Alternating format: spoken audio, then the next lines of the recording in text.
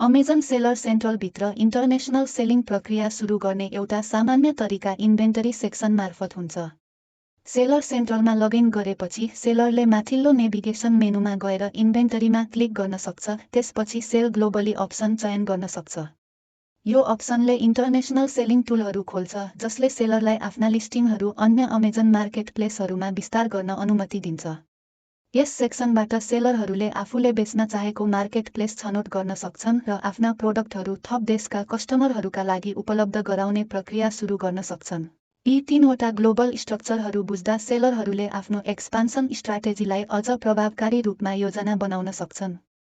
International रूपमा विस्तार गर्नु अघि सेलरहरूले subscription cost, inventory placement strategy र कम्प्लायन्स रिक्वायरमेन्टहरू अनुमान गर्न सक्छन्। अब एउटा सिम्पल उदाहरण हेरौँ।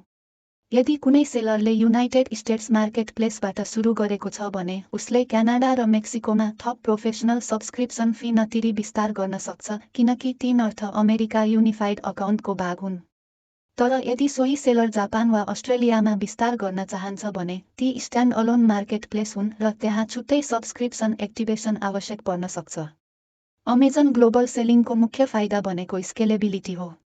यसले सेलरलाई एउटै देशभन्दा बाहिर विस्तार गर्न र विश्वभरका लाखौँ थप कस्टमरहरूसम्म पुग्न अनुमति दिन्छ।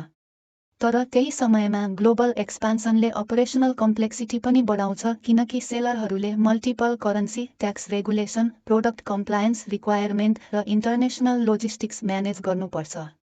यस कारणले सेलरहरूले सामान्यतया आफ्नो प्राइमरी मार्केट लेसभित्रका अपरेसनहरू सहज रूपमा म्यानेज गर्न सक्षम भएपछि मात्र इन्टरनेसनल विस्तार गर्नु उपयुक्त हुन्छ।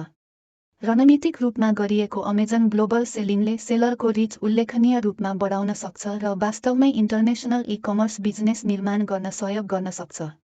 यी सिस्टमहरू कसरी काम गर्छन् भन्ने कुरा बुझ्दा सेलरहरूले इमोसनल रूपमा होइन, स्ट्राटेजिक रूपमा विस्तार गर्न सक्छन्। र यही स्ट्राटेजिक अन्डरस्ट्यान्डिङ नै प्राय प्रोफेसनल सेलर र बिगिनर बीचको फरक बनाउँछ।